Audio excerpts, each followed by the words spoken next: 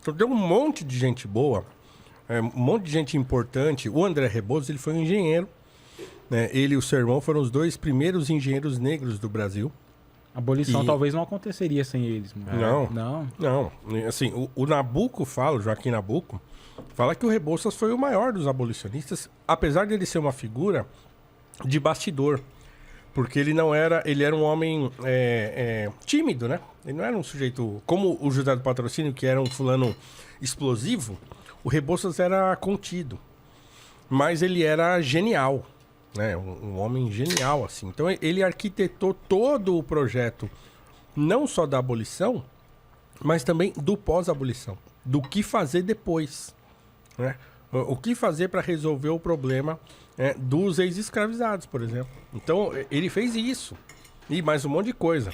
E o seu pai, um homem que veio, né, filho de escravos, e que ou escravos, a mãe dele, acho que era uma escrava alforriada, e o seu pai era um português ou descendente de português. Mas pobre pra caramba, da Bahia, e ele arruma um emprego num cartório, e ele decide estudar lei, jurisprudência e tal, e aí ele consegue uma licença para ser advogado, começa a advogar, se torna um advogado importante, vai pra política na Bahia, depois vai pro Rio de Janeiro, lá ele se notabiliza como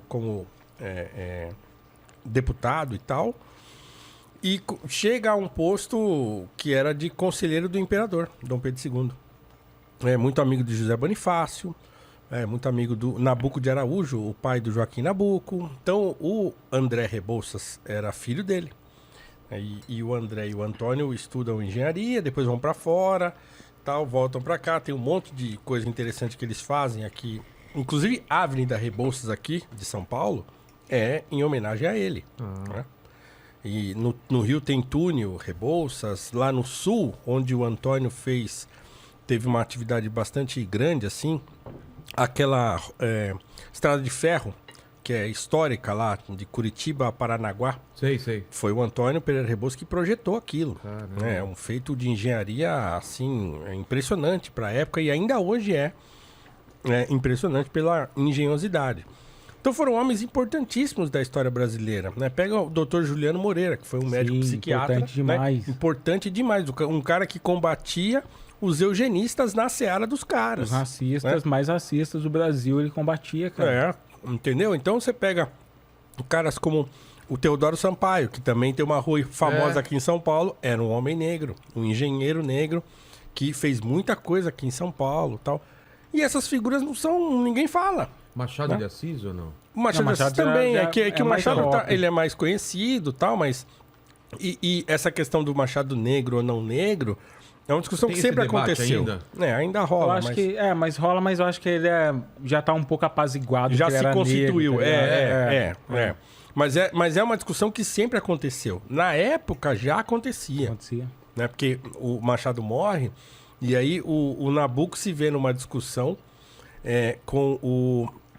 Não lembro se era o José Veríssimo, mas era um outro literato da época, porque ele escreve um perfil do Machado de Assis e chama o Machado de Assis de mulato. E aí o Nabuco fala, olha, mulato, eu não usaria essa palavra. O que era mulato na época? Era ofensivo ou não? É assim. Cara, é complicado dizer até que ponto isso era ofensivo. O que acontece no Brasil... é que a galera tende a dar uma gradação para pessoas negras miscigenadas. E isso por que a galera diz que isso é um ponto de racismo? Porque não existe gradação para brancos miscigenados. Você não tem o mostardinha, você não tem o vermelhinho camarão, tá ligado? Mas para negros, chegaram a ter 200 gradações de negros. Então, mulato, caboclo, cara, tinha muita mula, tinha muitas coisas assim, cara. E então, na época, era comum, cara. Era comum a galera se identificar assim. Inclusive, alguns negros preferiam se identificar assim, cara. Então, é um pensamento muito complicado de se dizer. Lembra? Mulatas do Sargento TL, né? Então hoje a galera entende muito recentemente entende que é melhor chamar tudo de negro do que criar uma hierarquia das cores aqui no país. Até porque essa hierarquia só acontece com a miscigenação negra, não acontece com a miscigenação branca. Lá fora tinha isso também, nos Estados Unidos, por exemplo, ou não? Eu acho que lá ficou mais comum por conta da uma gota, né? Lá tinha uma regra que é uma gota de sangue negro já torna você negro.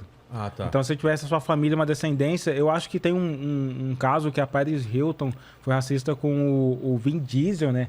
Porque ele diz que ele estava num bar com ela, e aí quando ela olhou pra ele, viu que ele tinha uma ascendência negra, não gostou, tá ligado? Nos Estados Unidos é outra parada, tipo, uma vírgula, um sangue, 1% de sangue negro, a galera já considerava você negro, tá ligado? Aqui no Brasil não, porque aqui no Brasil, como tinha uma população muito grande, eles tendiam a criar essa hierarquização, assim, racial.